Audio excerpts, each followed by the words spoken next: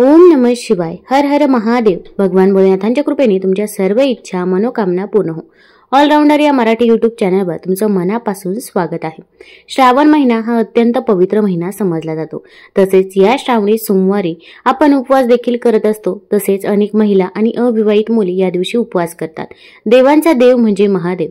श्रावण महिन्यात संपूर्ण भारतात प्रत्येक मंदिरात घराघरात हर हर महादेव असे स्वर आपल्या कानावर पडतात.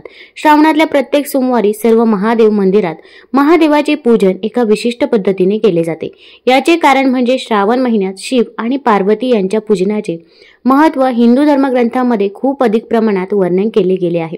श्रावण महिन्यातील महादेवाच्या पूजेला खूप फलदायी मानले गेले आहे.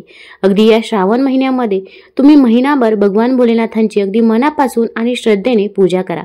भगवान भोलेनाथ तुम्हाला कधीच कसलीच कमतरता ही भासून देणार नाही.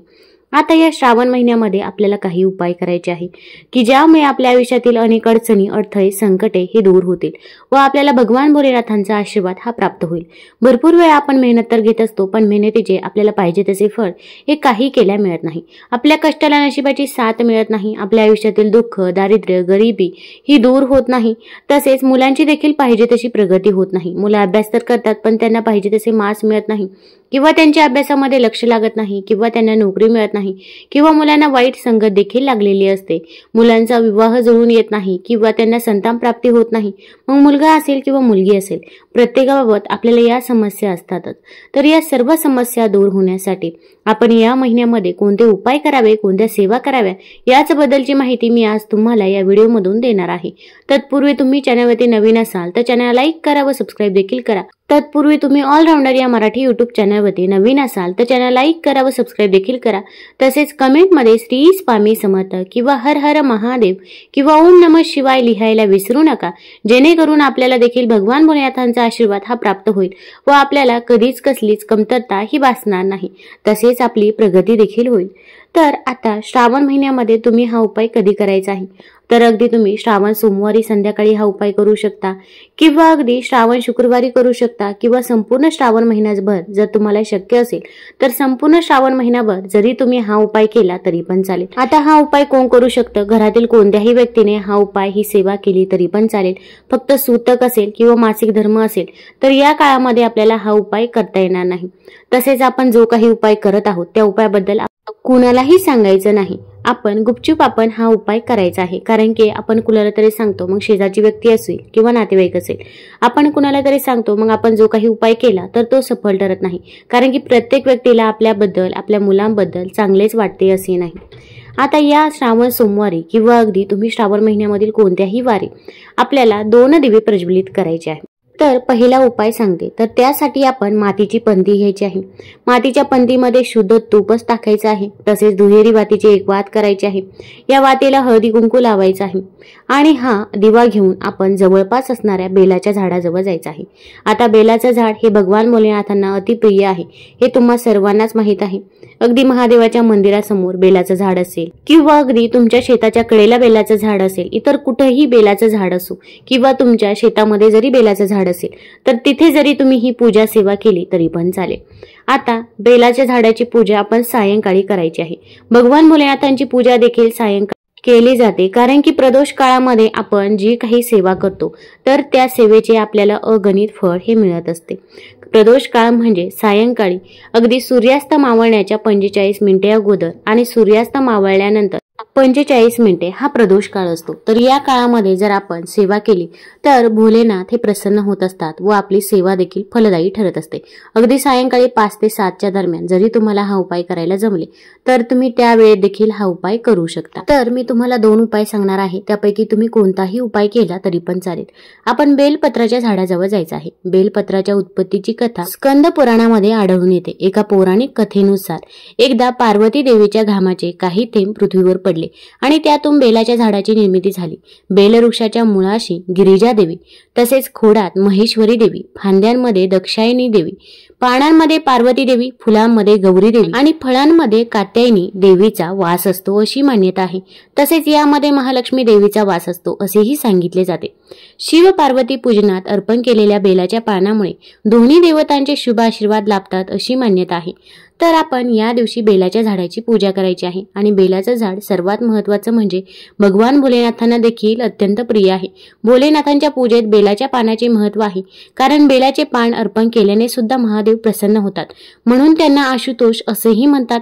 बेलाच्या पानामध्ये 3 पाने एकत्र जोडलेली आहेत. हे ब्रह्मा, विष्णू आणि महेश यांचे प्रतीक मानले जाते.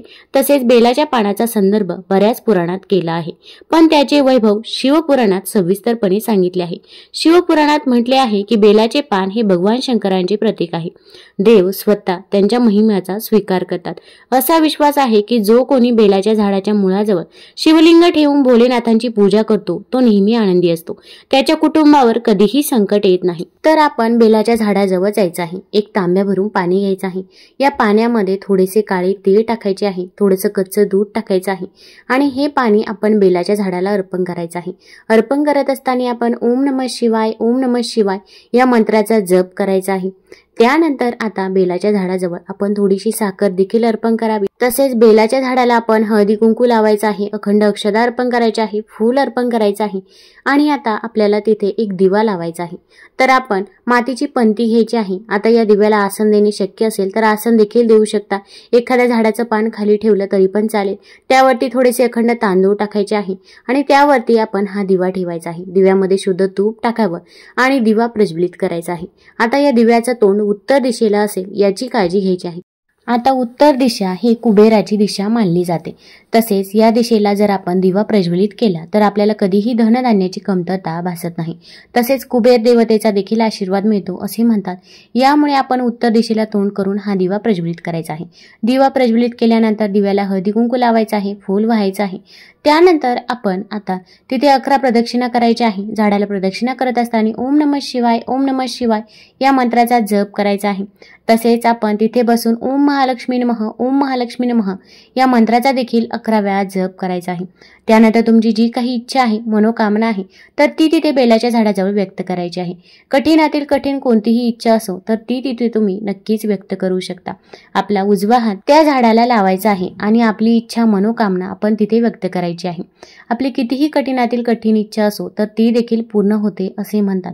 तिथे बसून ओम नमः शिवाय या मंत्राचा 108 वेळा जप करणे शक्य असेल तर आवर्जून तिथे बसून तुम्ही ओम नमः शिवाय हा मंत्र 108 वेळा जप करावा.